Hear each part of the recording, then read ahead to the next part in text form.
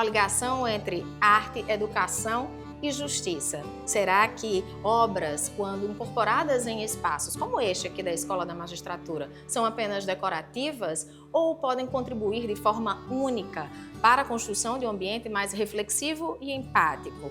Sobre isso, eu vou conversar hoje com a artista plástica Ariel Guerra, que está aqui e é autora desta obra. Tudo bom? Seja muito bem-vinda, Ariel. Muito obrigada, prazer estar aqui. Que bom, o prazer é nosso também. Eu queria que você começasse a falar um pouco desta obra e falar sobre a arte. Como é que você vê a ligação entre arte, justiça e educação? Eu acredito que a arte tem ligação com tudo no mundo. Assim, tudo toca a arte.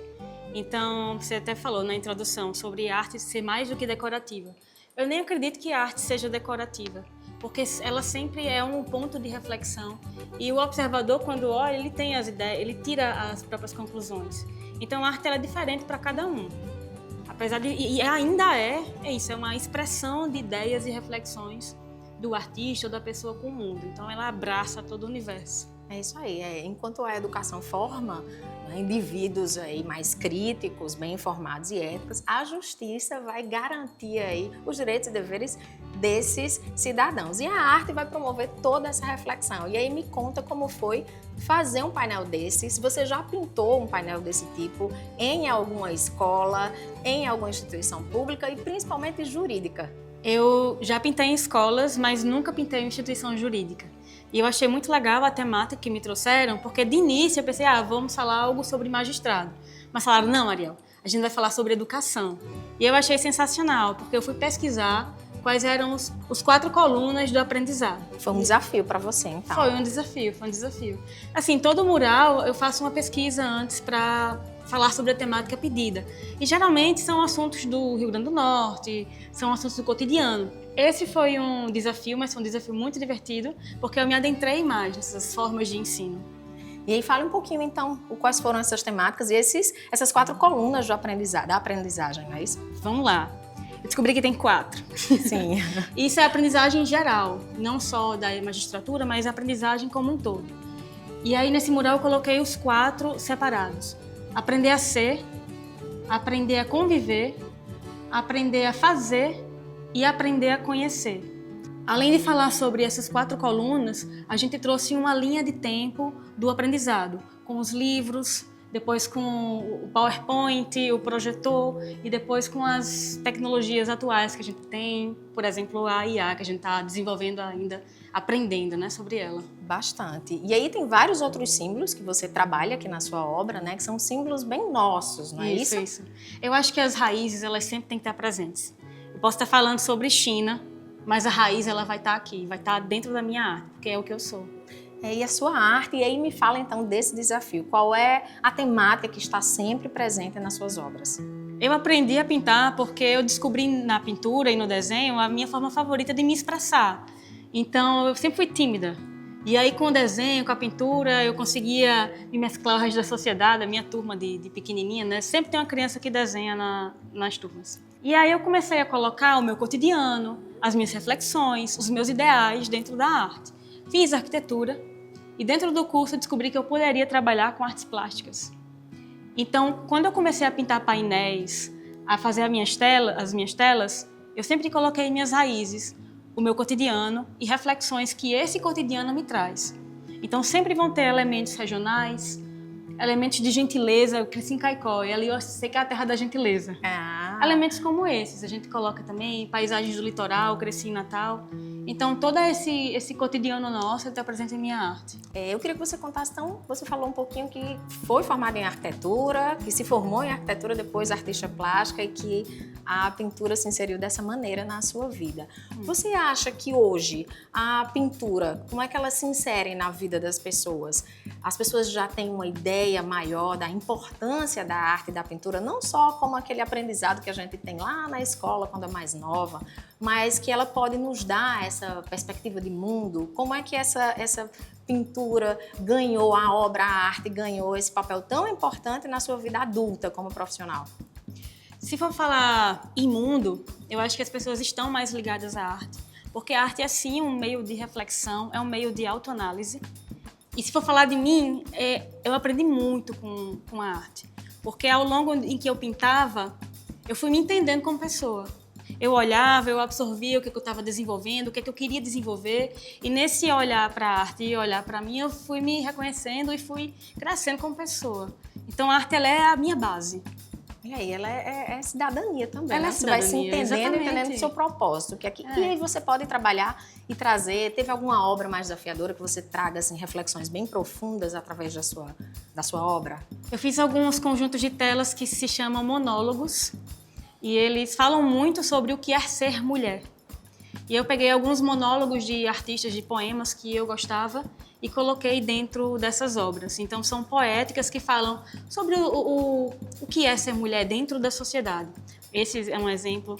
No ano passado, eu fiz uma coleção chamada Valha-me. E no Valha-me, eu trabalhei as figuras católicas, mas de uma forma sincrética. Porque eu queria trazer a pluralidade do povo brasileiro, o sincretismo que a gente tem. Porque não é só uma religião que molda o nosso país, são várias. A gente é multi. Então, esse tipo de temática de arte, em que mistura a sociedade e nossa pluralidade, e também sobre a vida da mulher, que é o que eu conheço, isso tudo eu acho que faz parte da... E, Ariel, você acredita que, por exemplo, instituições públicas como tribunais de justiça, o próprio Ministério Público, ele também tem trabalhado, elas têm procurado trabalhar essa questão de trazer arte para espaços, trazer obra para dentro dos seus espaços, para torná-los mais reflexivos, mais empáticos e também para inserir a arte nessa importância do desenvolvimento humano. Como é que você vê esse crescimento aí, essa participação, a importância da instituição pública no incentivo à arte? Eu acho maravilhoso porque, veja bem, como a arte transforma um lugar. A cor, não só a questão da reflexão, não só a questão de expor uma ideia, mas também a questão de ela transformar todo um ambiente. Porque a gente chega de vestida com uma parede branca e, de repente, essa parede branca tem cores, tem uma história a ser contada, tem uma história que você vai entender de alguma coisa dela, vai tirar algum entendimento dela e um amigo vai tirar outro entendimento. Eu acho que a arte abraça todo o espaço. E é um match, eu acho, essas instituições públicas, privadas, todas com arte. E aí, para uma instituição como a Smarne, trazer um espaço como esse, que é muito além do que instagramável, vamos dizer assim, como muitas pessoas conhecem, né? Aquela parede, aquele mural belíssimo que quem chega aqui se sente acolhido, abraçado, pode refletir, pode fazer imagens. A escola vem finalizando aí as comemorações dos seus 35 anos de existência, completando quase seus 36. E dentre essas ações, além desse mural, também foi produzido um calendário que é um trabalho que a escola já vem desenvolvendo há muito tempo como forma de incentivar a arte. Ariel, o calendário da Smarne, ao longo do tempo, ele vinha incentivando servidores e magistrados que gostam de fotografar, por exemplo, e depois começou a inserir obras de artistas. E aí, o calendário deste ano de 2025 também contempla as suas obras. Como é que você está se sentindo? Eu adorei a ideia. Me mostraram os anteriores, achei belíssimo. Porque você está misturando ali, né, a arte e uma coisa funcional, que é o calendário. Então, todo mês é uma surpresa. Eu até acho legal que a pessoa nem olhe o calendário inteiro. Deixa a surpresa para o próximo mês, fevereiro, depois você vê. Acho legal, é uma surpresa gratificante, assim, aquelas surpresas pequenas do dia a dia. Eu adorei, dentro do calendário a gente colocou recortes desse mural falando sobre as colunas do aprendizado e também colocou algumas peças que falam sobre o cotidiano do Rio Grande do Norte. Tem músicos, tem paisagens, tem pessoas em geral, a comunidade, a população.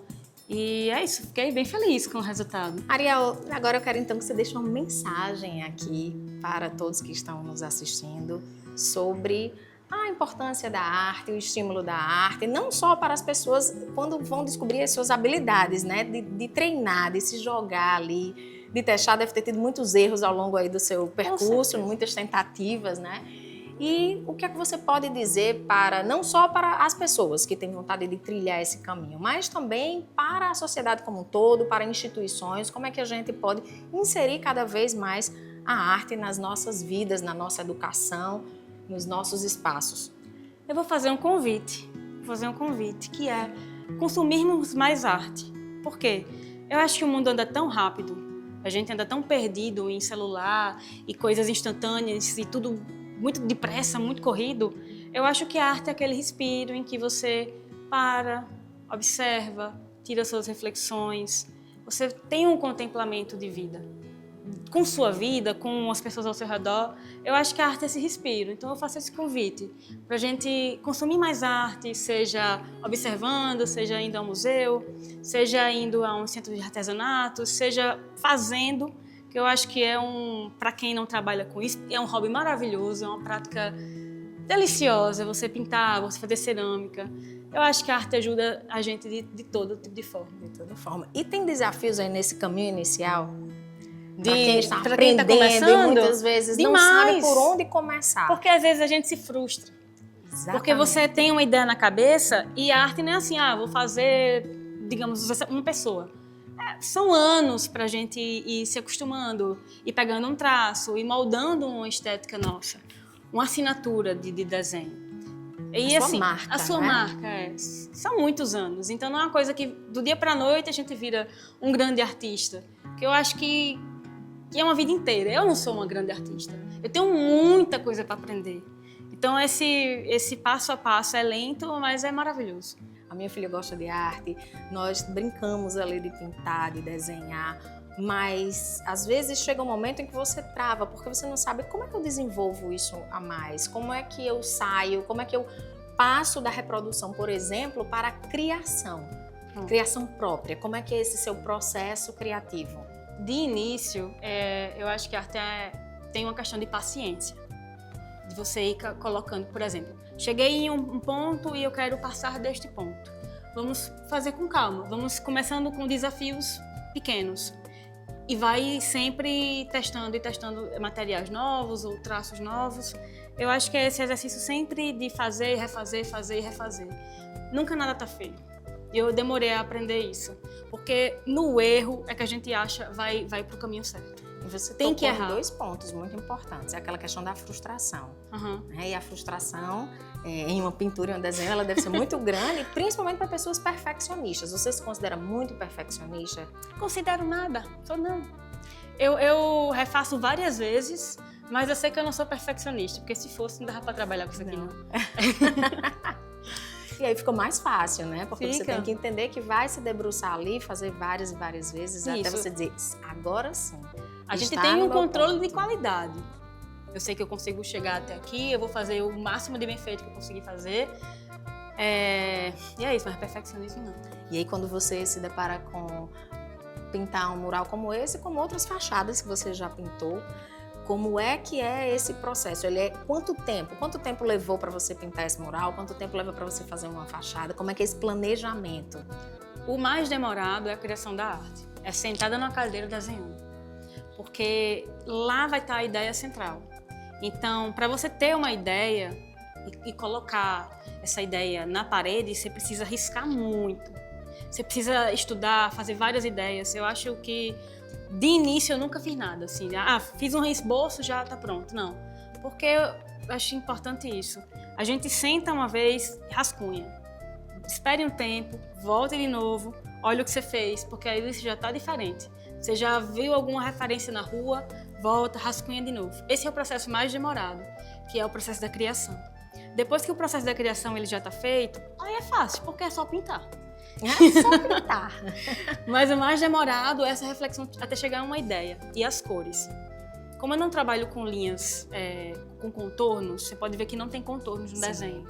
É muito importante que as cores que estão vizinhas umas das outras conversem muito bem. Tem que ter um diálogo entre elas. Paleta, Isso. Entender bem dessas combinações. Tem que ter um contraste. Esses contrastes. Exatamente, muito bem pensado. Então, entre a criação e a coloração, que é essa escolha de cores, são os processos mais demorados. Depois, eu vou estar com o esboço na mão já e iniciar a pintura, que é a parte mais fácil, porque eu já sei mais ou menos o que é que vai vir. Porque eu tenho um mapa, um papel que vai me passar para a parede. E esse processo todo leva quanto tempo? Aí vamos lá. Digamos esse painel. Digamos que eu gaste 20 dias para chegar a uma ideia. Entre rascunhos, envio o material para vocês darem uma olhada também, porque estamos falando de um painel comissionado. O painel comissionado é um painel que foi encomendado para mim. Então, 20 dias mais ou menos para uma criação. E para uma pintura dessas, 5 dias. Eu faço esboço, é rápido. Em relação a todo o projeto? Em relação a todo o projeto, exatamente. Eu primeiro inicio fazendo os esboços com giz de cera e depois eu vou preenchendo as camadas de tinta. E aí realmente é mais rápido, porque o esboço já está na minha mão. Então digamos que seja entre 25 a 30 dias. É um tempo razoável. É um para tempo uma obra razoável, tão grande. É isso. Muito obrigada por esse bate-papo, por essa conversa. Sua obra é linda, a escola ganhou este presente, ganhou também o calendário. E nós convidamos você aí a apreciar mais a arte e nos acompanhar nas nossas redes sociais.